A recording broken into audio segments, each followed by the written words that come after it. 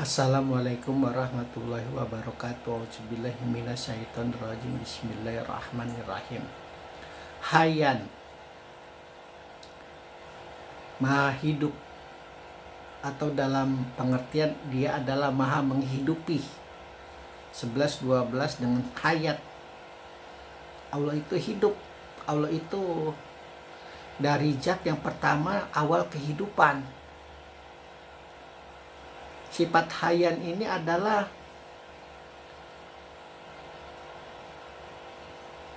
pedoman, alasan, patokan bagaimana Allah itu menghidupi segala sesuatu yang hidup, baik yang buruk, baik yang tidak buruk, baik yang sakit, baik yang sehat, baik yang jahat, baik yang tidak jahat. Jadi ketika manusia dalam pikirannya bertanya, kenapa sih ada orang sejahat itu? Kenapa sih ada orang sekorup itu? Kenapa sih ada orang sekejam itu? Kenapa sih ada orang semaksiat itu? Itulah alasan kenapa sifat Allah hayyan. Dia menghidupi seluruh. Bahkan dalam sisi penciptaan makhluk, bukan malaikat yang diciptakan terlebih dahulu, bukan manusia, bukan jin. Dalam tasawuf adalah Nur Muhammad, lalu kemudian Allah menciptakan setan-setan coba untuk menempati seluruh alam semesta yang telah dia ciptakan. Bukan malaikat. Makhluk yang bisa berpikir, makhluk yang bisa bergerak, makhluk yang bisa berbicara pertama kali Allah ciptakan itu adalah setan marakayangan. Setan di sini bukan pocong, bukan kuntilanak, bukan gondorwo, ya, bukan Dracula. Setan, coba bayangkan, yang kerjanya selalu bersenang-senang, berpesta pora, menempati seluruh alam semesta Allah, yang tidak mau mengurus alam semesta. Makanya Allah kemudian menciptakan malaikat agar setan-setan itu tidak berbuat kerusakan yang lebih banyak. Lalu kemudian Allah menciptakan jin, lalu kemudian Allah menciptakan manusia. Begitu urutannya, makhluk-makhluk spiritualnya Allah. Jadi jangan heran, jangan berpikir Allah itu tidak bijaksana, tidak baik, tidak bisa berlogika. Kenapa harus ada makhluk sekejam Hitler misalnya, atau kenapa harus ada makhluk senaib Fir'aun, senaib Namrud? Karena Allah yang menghidupi mereka, Allah yang memberikan napas kepada mereka, Allah yang memberikan kekuatan alam pikiran, hasrat, kemauan, tekad kepada mereka. Itu jaminannya. Kenapa sifat hayyan itu? Selain Allah itu hidup, dia juga menghidupi seluruh makhluk.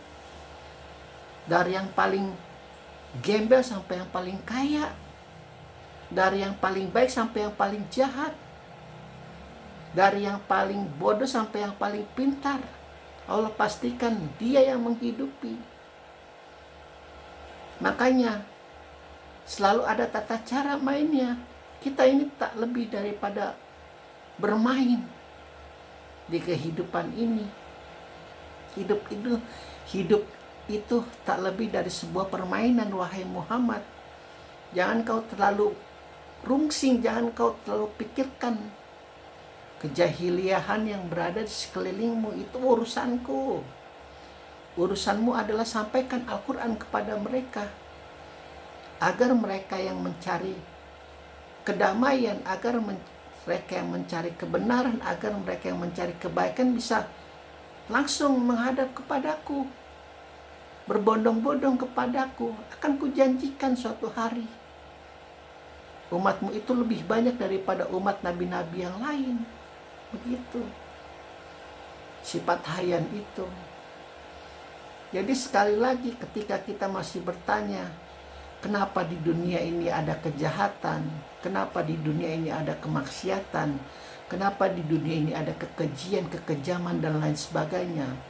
Karena Allah memastikan, Allah juga menghidupi hal-hal semacam itu. Di dalam Zarathustra, di dalam ilmunya Majusi, mereka mengklaim bahwa itu sisi Allah yang gelap. Ahriman kalau tidak salah. Begitu. Makanya diluruskan di masanya Rasulullah, Allah itu satu. Tidak baik, tidak buruk. Tidak kejam, tidak bijaksana. Dia satu, meliputi itu semua. Meliputi kekejaman, meliputi kebaikan, meliputi keburukan, meliputi segala sesuatu yang ada di dalam kehidupan manusia. Jadi tidak berwujud dua seperti dewa-dewa yang ada di dalam Majusi, begitu. Walaupun di dalam sisi keilmuan beberapa para ahli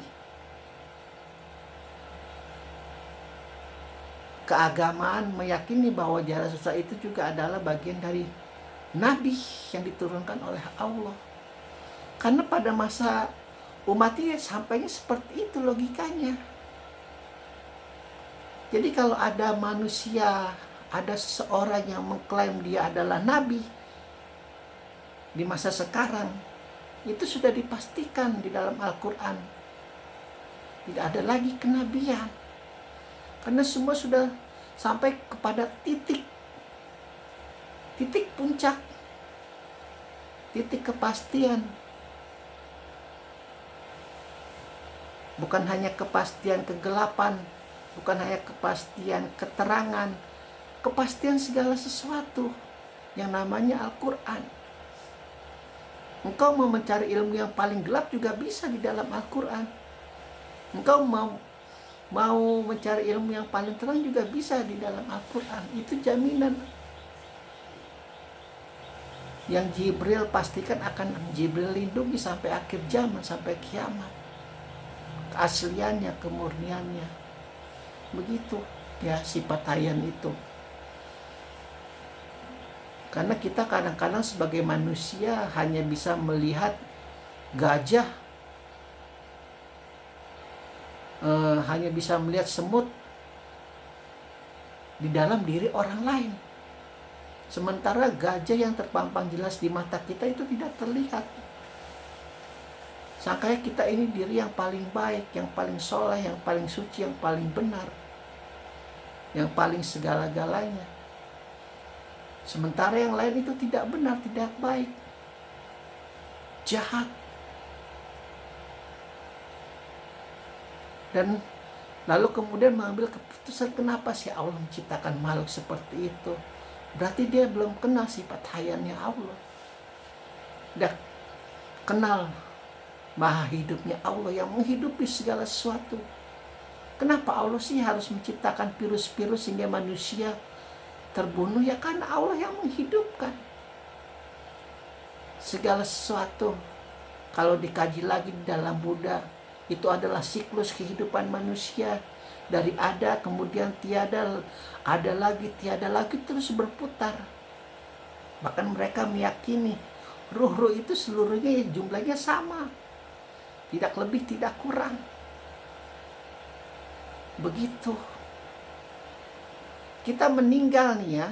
Kalau di dalam Al-Quran kita meninggalkan sudah, kita tidak hidup lagi. Kita akan berproses dari alam barzah kemudian ke alam kiamat. Kalau di dalam Buddha tidak. Kita akan bereinkarnasi lagi, begitu terus berputar sampai kita mengambil keputusan untuk moksa kepada Sang Hyang Widi kalau di dalam agama Hindu. Begitu. Ya. Kenapa harus ada banyak agama? Kenapa harus banyak perbedaan? Karena Allah Maha Hayan, Maha menghidupi. Dia yang awal kehidupan dan dia juga yang paling awal seluruh kehidupan yang ada di dalam alam semesta. Alhamdulillahirabbil alamin.